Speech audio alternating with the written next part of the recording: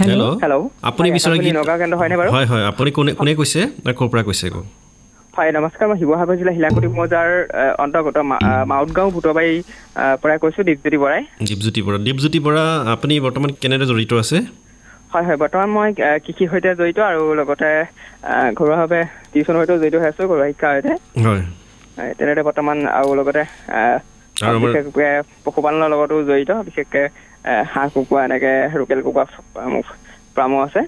তেনেকৈ মানে আপোনাৰ চলি থাকিবলৈ হৈছে। আপুনি কৃষক মূলতঃ এজন? মূলতঃ এজন কৃষক হয়। অসমৰ বিভিন্ন আকাশবাণী কেন্দ্ৰৰ অনুষ্ঠান নিশ্চয় আপুনি শুনি আহিছে বিভিন্ন মাধ্যমত, ইউটিউবৰ মাধ্যমেই হওক নাইবা বিভিন্ন মাধ্যমত। অনুষ্ঠানবিলাক যথেষ্ট ভাল লাগে। আপোনালোকৰ আমাৰ ফেচবুক যোগে আজি ঘোষণাটো পালোঁ। হয়, আচলতে কিছুমান অনুষ্ঠান আমাৰ ৰেকৰ্ডিং কৰি শুনা শ্ৰোতা, আমাৰ নগাঁও শ্ৰোতাসকলে কিছুমান অনুষ্ঠান ৰেকৰ্ড কৰি মোবাইলতে ৰেকৰ্ড কৰি দিয়ে, তেতিয়া আমি শুনিব পাৰোঁ। আচলতে দূৰ হয় যে কেতিয়াবা অসুবিধা হয়, মানে ৰাতি অকণমান শুনিবলৈ পোৱা যায়, কিন্তু দিনত অসুবিধা হয়। হয়, এনেই আপুনি দিনত কোন কেন্দ্ৰৰ অনুষ্ঠান শুনিবলৈ পায়? ধৰক যোৰহাট আছে, আকাশবাণী ডিব্ৰুগড় কেন্দ্ৰ আছে আৰু আকাশবাণী যোৰহাট কেন্দ্ৰ। হয় হয়, ইয়াৰ উপৰি যিহেতু আকাশবাণী গুৱাহাটী কেন্দ্ৰটো আজিকালি সকলো ঠাইতে শুনিব পৰা যায়। হয় হয়, গতিকে এই তিনিটা কেন্দ্ৰৰ প্ৰধানকৈ এই তিনিটা কেন্দ্ৰই বিশেষকৈ শুনিব পাৰোঁ। ঠিকেই।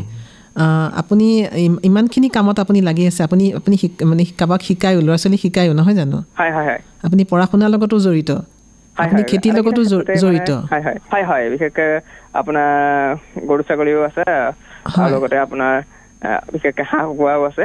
এই ইমানখিনি খেতি বাতি কাম কৰিছে, সেইটো আপুনি কওকচোন, আপুনি শিক্ষাই বহুতখিনি কাম আপোনাক সুবিধা কৰি দিয়া নাইনে? এতিয়া ধৰক খেতি বাতি কামত আপুনি বিজ্ঞানসন্মতভাৱে কিছুমান কথা বিশেষকৈ ক'ব লাগিব, আকাশবাণীৰ পৰা বিশেষ প্ৰেৰণা লাভ কৰিছোঁ। মানে আকাশবাণী যিবিলাক কৃষি বিষয়ক যিবিলাক অনুষ্ঠান আছে, এই অনুষ্ঠানবিলাকক শুনি মানে বেছি মানে উপকৃত হ'ব পাৰিছোঁ। আচলতে সেই ক্ষেত্ৰত আকাশবাণীকো মই ধন্যবাদ জনাব লাগিব। যিহেতু কৃষি যিবিলাক অনুষ্ঠান আছে তাৰ ক্ষেত্ৰত যথেষ্টখিনি মানে উপকৃত হ'ব পাৰিছোঁ শুনি। আপুনি কৃষকবাণী অনুষ্ঠান যোৰহাটৰটো শুনিবলৈ পায় নে নগাঁও শুনিবলৈ পায়?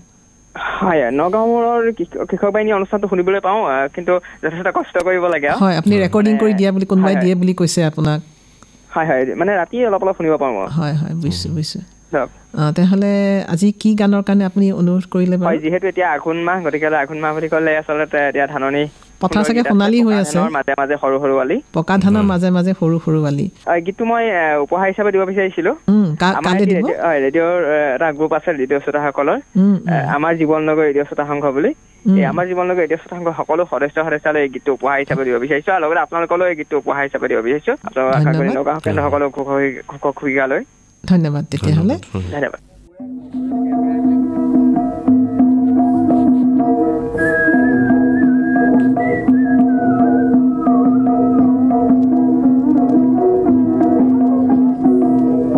ধানৰ মাজে মাজে সৰু সৰু আলিও সৰু সৰু আলি, পকা ধানৰ মাজে মাজে সৰু সৰু আলিও সৰু সৰু আলি, আলিত পৰি গীত জুৰে যাক বালি মাহি সৰু সৰু সৰু আলিও সৰু সৰু আলি, পকা ধানৰ মাজে মাজে সৰু